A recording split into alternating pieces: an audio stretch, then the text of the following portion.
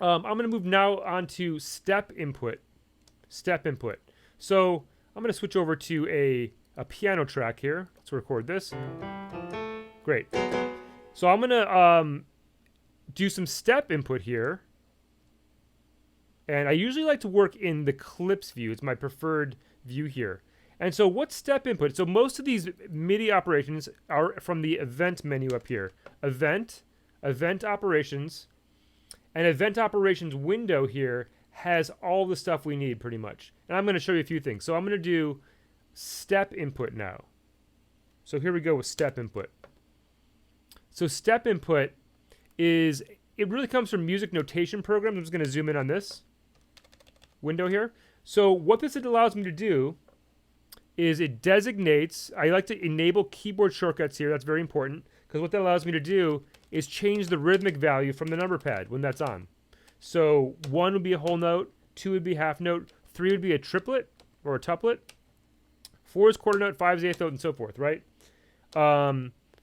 So I can quickly change my rhythmic value, and then I can kind of play a note. So what does that mean? So I'm marked into this track, and it's enabled. So let me get out of that. I'm marked into this track here. I got a record enabled to get some sound going. There we go. So once I enable this, it'll start to write quarter notes. And let's just start. So let's write a bunch of 16th notes. And I'm going to enable it now. And I'm just going to do a stream of 16th notes, for example. Right? Let's try that. So, got to enable it there. There we go. Enable that. Oh, I just wrote a note. So,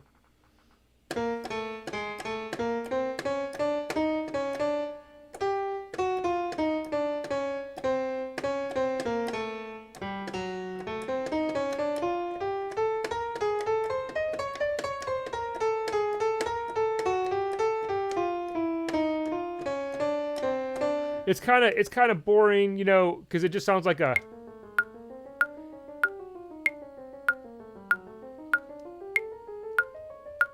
It's a little bit robotic, right? But it's another way to get notes in there. So to have more variation, let me just mark in here. And I usually work at bar-based grid mode in this window. And then the MIDI editor, command equal, is right behind here. And so to have more variation, then we need to change up the rhythms. And then enter will advance forward in the rhythmic value. So I'm just going to say in 16 notes here. Enter will go forward with the number pad. 0 will go back, right? So now maybe I can put in some chords like this way. So let's do that. And then I'm going to take some spaces here.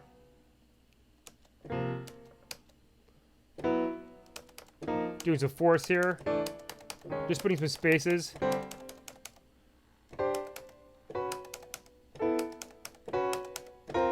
Right, so just kind of randomizing the rhythm there a little bit, and let's see what that sounds like now.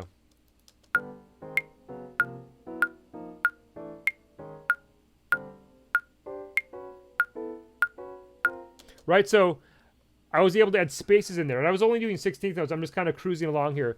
But that's essentially step input.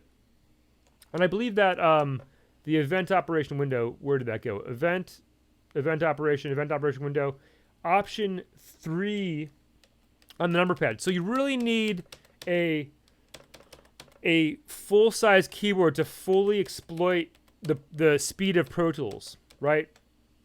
Okay, so let's move on to input quantize now. And what this does, and I'm just going to keep this event operations window open, and I can just keep on changing the drop-down menu here. And I'm going to go to input quantize. So we know what quantize is. Quantize proper is also in this window. Quantize is right here, and that will just snap my notes to whatever rhythmic value I want to choose. Usually it's a 16th note, for example. That's just for performance. It'll help to kind of correct the timing or to tighten it up a little bit. But your timing has to be already really good for quantize to even work at all. So, but that's quantize. So input quantize then will quantize our notes. It'll snap our rhythmic values while we're playing. So we basically just turn it on and just quantize at 16th notes here.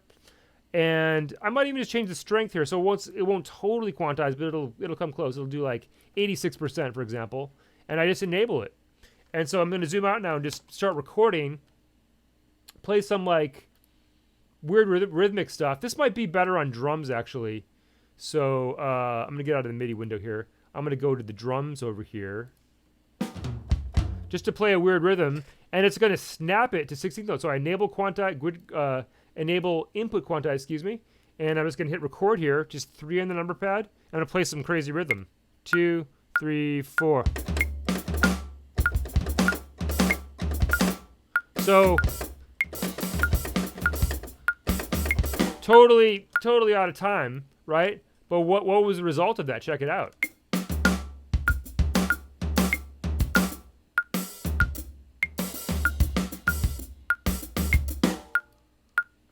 Right? So that's a cool way to generate maybe some material. Then I maybe go back in here and find some loops. Maybe I get a cool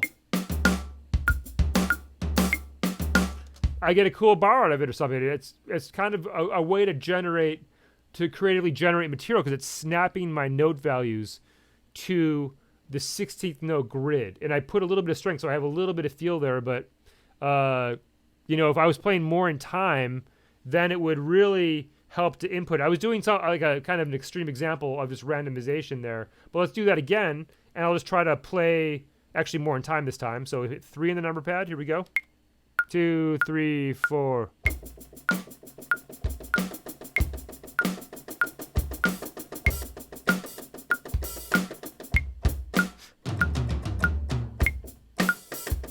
And you get my drift. So my timing wasn't perfect, but let's see what it was with input quantize. Hopefully it was on. Nice.